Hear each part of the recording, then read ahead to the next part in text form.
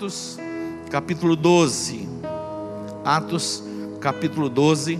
Nós estamos na semana profética, a semana de ativação profética. Sabemos, entendemos e compreendemos a importância da oração. Nós não temos como terceirizar a oração. Nós oramos sim, uns pelos outros, mas não tem como você contratar, olha, eu vou contratar você para que você ore no meu lugar. Nós precisamos ser instruídos a respeito da oração. E há algo poderoso que acontece quando nós oramos. Quando nós oramos, a mão de Deus começa a se mover na nossa direção. Diga: quando eu oro, a mão de Deus se move na minha direção. John Wesley foi um grande homem de Deus na Inglaterra. Ele disse assim: Deus não faz nada na terra a não ser em resposta à oração do seu povo. Deus não faz nada na terra a não ser em resposta à oração do seu povo. Vamos ver esse texto que está em Atos capítulo 12. Atos capítulo 12 diz assim: por aquele mesmo tempo o rei Herodes lançou mão de alguns da igreja para os maltratar. Mandou matar a espada Tiago, irmão de João. Vendo que isto agradava aos judeus, continuou mandando prender também a Pedro. Isto aconteceu nos dias dos pães asmos. Havendo-o prendido, encerrou na prisão, entregando-o a 4 grupos de 4 soldados para que o guardassem, querendo apresentá-lo ao povo depois da Páscoa. Pedro era guardado na prisão, mas a igreja fazia contínua oração por ele a Deus. Pedro era guardado na prisão, mas a igreja fazia contínua oração por ele a Deus. Na noite anterior ao dia em que Herodes estava para apresentá-lo, estava Pedro dormindo entre 2 soldados, ligado com 2 algemas, e as sentinelas da porta guardavam a prisão. De repente sobreveio um anjo do Senhor, e resplandeceu uma luz na prisão. Tocando a Pedro no lado, o despertou dizendo: levanta-te depressa. E caíram-lhe das mãos as algemas. Disse-lhe o anjo: cinge-te e calça as tuas sandálias. E ele o fez. Disse-lhe mais: lança as costas a tua capa e segue-me. Pedro, saindo, seguia, e não sabia que era real o que o anjo estava fazendo, mas pensava estar tendo uma visão. Quando passaram a primeira e a segunda guarda, chegaram à porta de ferro que dá para a cidade, a qual se lhes abriu por si mesma. Tendo saído, percorreram uma rua, e logo o anjo se apartou dele. Pedro, tornando a si, disse: agora sei verdadeiramente que o Senhor enviou o seu anjo e me livrou da mão de Herodes e de tudo o que esperava o povo judeu.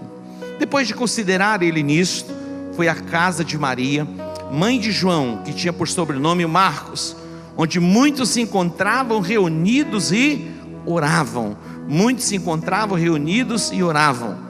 Batendo Pedro à porta do pátio, uma criada chamada Rode diga Rode, estou pensando aqui na vice-governadora.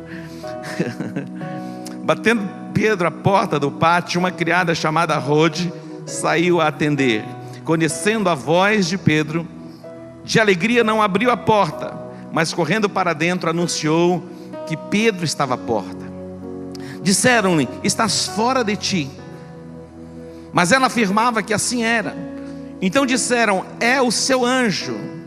Aqui dá a entender que cada um de nós temos um anjo designado da parte de Deus. Pedro tinha um anjo que o guardava, que o protegia. Versículo 15: disseram-lhe: estás fora de ti. Mas ela afirmava que assim era. Então disseram: é o seu anjo. Mas Pedro continuava a bater. E quando abriram, viram-no e se espantaram. Viram-no e se espantaram. Acenando-lhes ele com a mão para que se calassem, contou-lhes como o Senhor o tirara da prisão. E disse: anunciai isto a Tiago e aos irmãos. Então partiu para outro lugar. Diga glória a Deus. Diga glória a Deus. Poder da oração. Quando nós começamos a nossa jornada, a nossa caminhada, eu orava por crescimento, para que nós crescêssemos e nos multiplicássemos. E um dia Deus ministrou o meu coração, mostrando os 3 patriarcas e as 3 matriarcas que que deram início e gerou a nação de Israel, e a partir de Abraão, que é o nosso pai da fé. Deus mostrou Sara, que era Sarai, a sua esterilidade. Deus descortinou no meu espírito a vida de Abraão. Sarai era estéril. Depois Deus abre a sua madre e Abraão gera um filho através de Sara, e ele se casa, Isaac se casa com Rebeca, e Rebeca também era estéril. Depois abre-se a madre. A Bíblia diz que Isaac orou insistentemente e Deus abriu a madre da sua esposa. Depois Jacó se casa e também a sua amada Raquel era estéril. Estas coisas não estão na Bíblia por acaso, é algum ensinamento que Deus quer compartilhar conosco. E Deus naqueles dias ministrou meu coração: a oração abre a madre. E nós começamos uma vida intensa de oração como igreja. E em menos de 2 anos nós saímos de um grupo de 5, 10 pessoas para mais de 600 pessoas. Começou a mover de Deus em nosso meio. A oração abre a madre. A oração faz a conexão entre os céus e a terra. A oração abala as estruturas do inferno. A oração abala as estruturas dos céus, e Deus desce e se manifesta em nosso meio. Hoje eu quero fazer 2 orações. A primeira é para que aqueles que entraram na zona de conforto sejam despertados pelo anjo, para que saiam da zona de conforto, para alcançar novas dimensões em Deus. Olha só, não é muito fácil fazermos esta oração. A segunda oração é a oração para que Deus envie o seu anjo, para que grilhões e cadeias do pecado sejam quebradas em nós. A segunda oração é para que Deus envie o seu anjo, para que cadeias e prisões do pecado sejam quebradas na nossa vida. E esta segunda oração também é para que Deus envie os seus anjos, para que prisões da nossa alma sejam quebradas, para que possamos ser colocados plenamente em liberdade. Eu estou lendo, já li esse livro de Daniel Kolenda. Ele diz o título do livro é A Chave para os Milagres por meio da fé e da oração. E aqui ele fala a respeito de muitas orações e do agir de Deus através de uma vida de oração. Mas ele relata a oração de uma pessoa que escreveu assim. Olha a ousadia desta pessoa ao escrever e invocar o agir de Deus na sua vida. Diz assim: incomoda-nos, ó Senhor. Quem faz uma oração dessa? Incomoda-nos, ó Senhor. A nossa oração é para que Deus nos abençoe de uma forma extravagante, não é verdade? Sim ou não? Mas ele ora: incomoda-nos, Senhor, quando estivermos satisfeitos demais com nós mesmos. Olha só, incomoda-nos, Senhor, quando estivermos satisfeitos demais com nós mesmos, quando nossos sonhos se tornarem realidade. Quando você alcança o seu sonho, você entra num lugar onde corre o risco de ficar estagnado, sendo que Deus ainda tem muito mais para você. E ele diz: incomoda-nos, Senhor, quando os nossos sonhos se tornarem realidade, por termos sonhado muito pouco, quando chegamos em segurança, por termos navegado muito perto da costa. Olha, não se distanciar muito da costa, não se aventurar muito, não correr muito risco. Ele diz: incomoda-nos, Senhor, quando por causa da abundância das coisas que possuímos, perdemos a sede pelas águas da vida. Incomoda-nos, Senhor, quando por causa da abundância das coisas que possuímos, perdemos a sede pelas águas da vida. E por nos apaixonar pela vida, deixamos de sonhar com a eternidade e em nossos esforços para construir uma nova terra, permitimos que a nossa visão de um novo céu se enfraqueça. Incomoda-nos, Senhor. Desperta no Senhor. Acorda no Senhor. Deus tem nos levado a conquistas extraordinárias, conquistas maravilhosas, conquistas poderosas. Alguns anos atrás eu comecei a pensar a respeito do que Deus tem feito em nosso meio como igreja. E Deus me mostrou no meu espírito com clareza e na cidade nós poderíamos corresponder às necessidades e influenciarmos como um médico influencia e dá resposta num consultório. Deus mostrou esse quadro para mim, um médico no consultório, prescrevendo receitas, atendendo pessoas. Mas Deus mostrou também a igreja como um posto de saúde, onde se faz pequenas intervenções cirúrgicas, com algumas especialidades, e não é algo muito complexo. Mas Deus mostrou também no meu espírito um grande hospital, na sua complexidade, nos seus investimentos que não são pequenos, e na quantidade de pessoas especializadas, treinadas, preparadas para corresponder às necessidades, não somente as mais básicas, mas as mais complexas. E Deus falou comigo: você vai decidir o que você quer ser como igreja, como médico num hospital ou num consultório, atendendo algumas pessoas, sem fazer nenhum tipo de cirurgia. Ou você pode decidir se tornar como igreja, como que um posto de saúde, para fazer pequenas intervenções cirúrgicas com poucas pessoas também naquele lugar. Ou você pode decidir como igreja se tornar um hospital para fazer grandes intervenções na cidade, atraindo pessoas de todo o estado e até da nação. Decida. Aí, mas antes de decidir, Deus mostrou no meu espírito o que custava para mim como pessoa ser como um médico num consultório. O que isso custa? O que custaria para mim como líder nos tornarmos como que num posto de saúde? Ou o que custaria para mim, em termos de renúncia, nos tornarmos um hospital de referência para fazermos grandes intervenções de transformação e de mudança no contexto de cidade, do estado e da nação. Deus mostrou o quanto isso custaria. Eu pude fazer a avaliação. Eu tomei uma decisão no meu coração: não sermos apenas como um médico num consultório, não sermos como um posto de saúde, eles têm a sua importância, mas nos tornarmos sim como que um hospital de referência, para que milhares e milhares e milhares de pessoas sejam alcançadas pelo poder do Evangelho.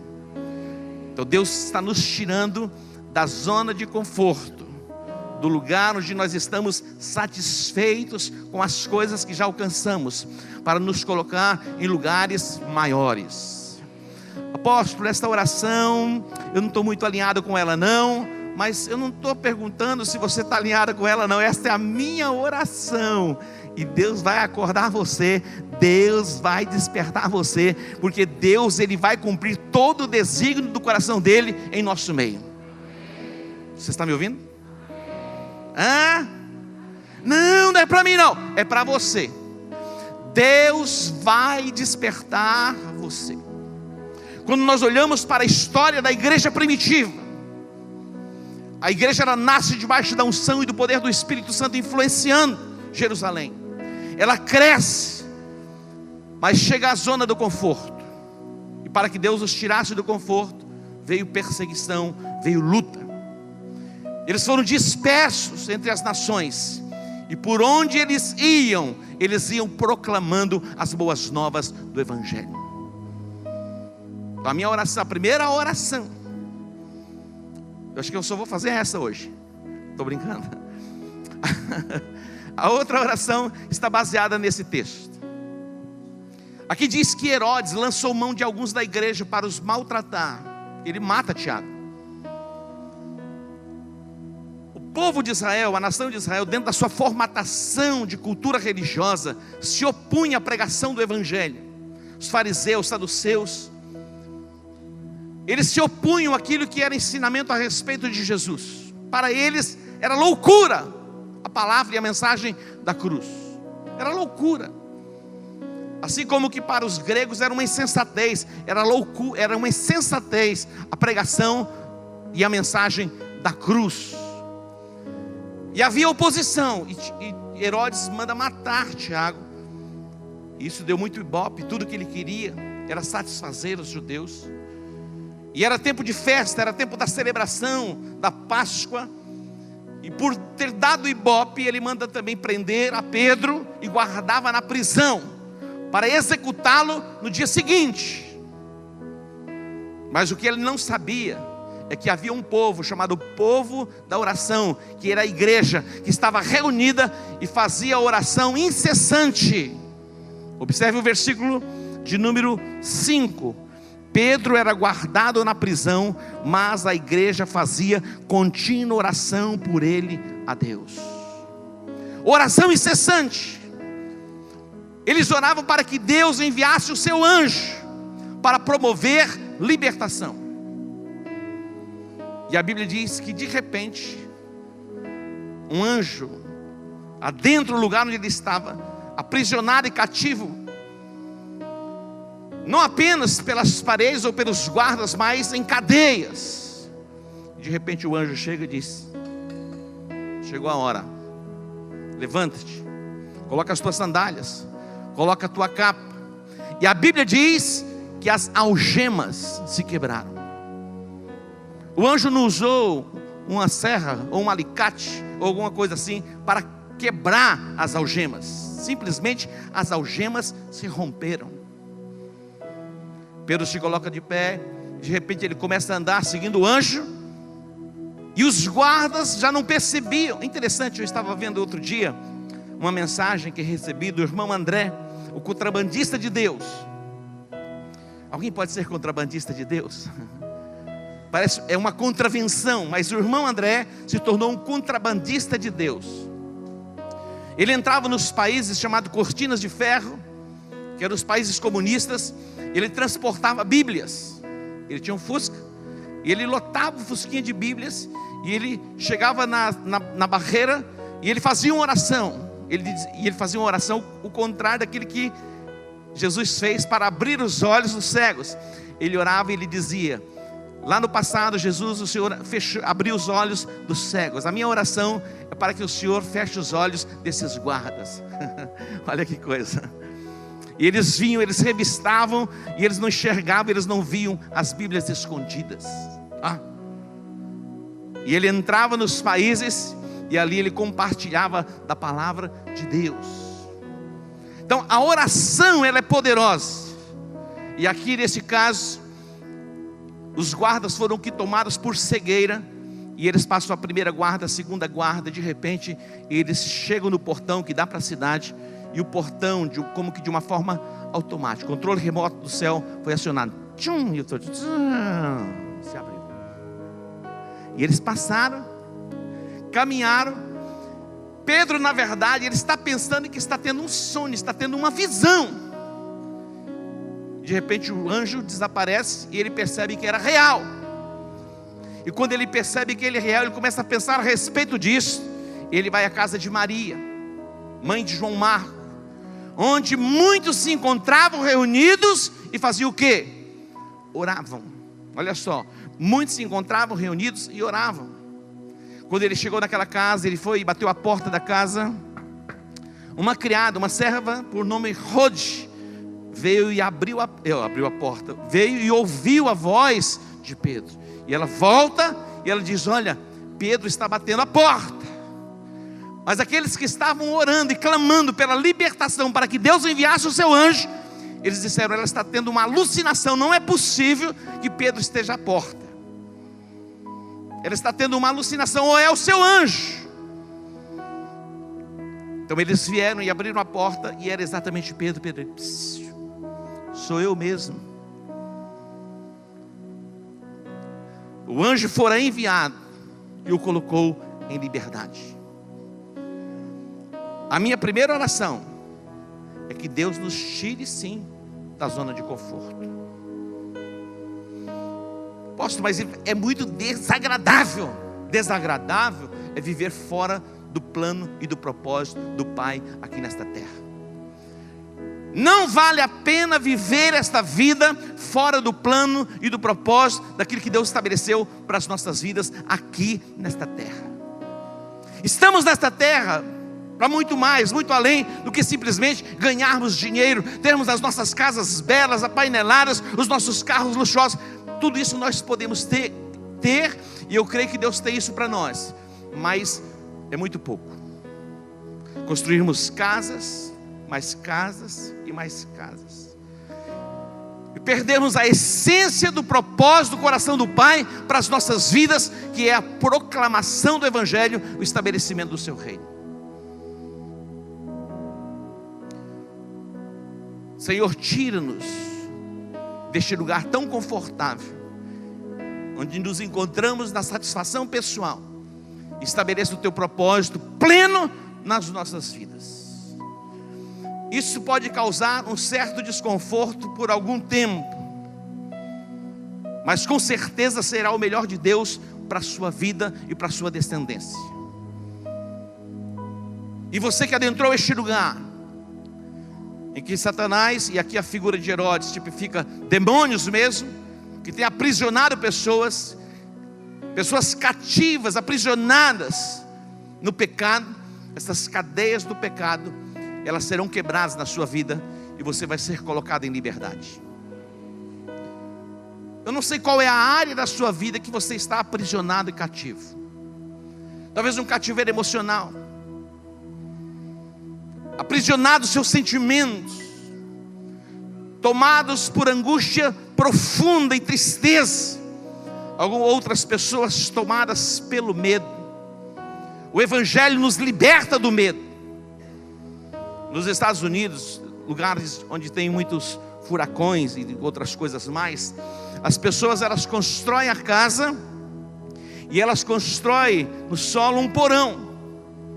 E quando a tempestade vem, quando chegam os tufões, eles descem para o porão, toda a família tomada pelo medo, e muitas casas são levadas por completo. Preste atenção. Nós nos servimos a Deus e nos refugiamos nele pelo medo. Não pode ser assim. Você não vem à igreja uma vez por semana, uma vez por mês, por medo de Deus pesar a mão dele sobre a sua vida. Não. Você vem pelo entendimento espiritual que Deus tem derramado no seu coração, e assim deve ser. Você serve a Deus, você busca a face de Deus, você vive para Deus, não por medo.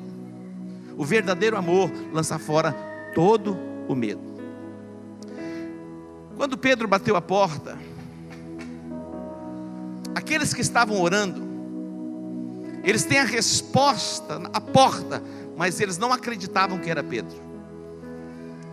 Quando nós oramos, Deus envia o seu anjo. Nos dias de Daniel, Deus enviou o anjo. Daniel permanece ali na presença de Deus.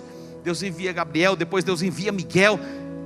São hierarquias de anjos, para que a bênção viesse se manifestasse na vida deles, na vida dele, ou em meio à nação de Israel. Deus está enviando o seu anjo, em primeiro lugar, para nos tirar da zona do conforto. Em segundo lugar, para quebrar os grilhões e as cadeias que nos prende. E você será colocado em liberdade, e viverá liberdade plena em Cristo Jesus. Você pode dar um aplauso ao Senhor? A equipe de louvor, venha para o altar.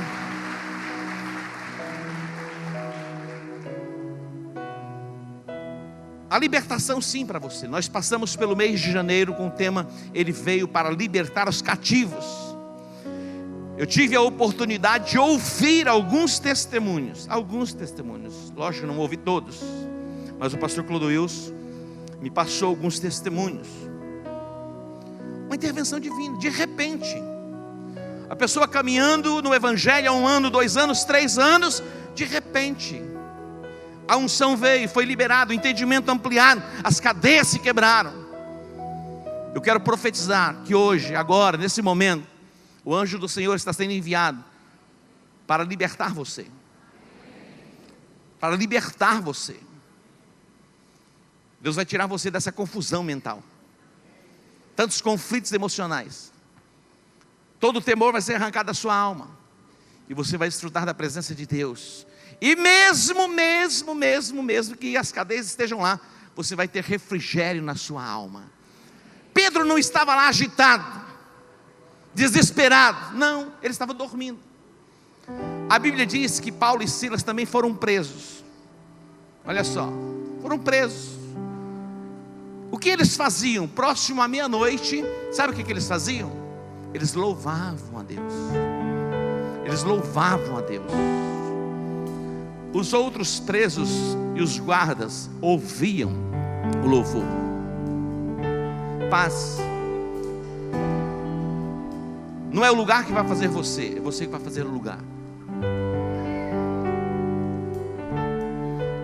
A presença de Deus na sua vida, mesmo que você seja conduzido a alguns lugares onde aparentemente é impossível desfrutar de paz, pela presença do Espírito Santo você vai desfrutar de paz.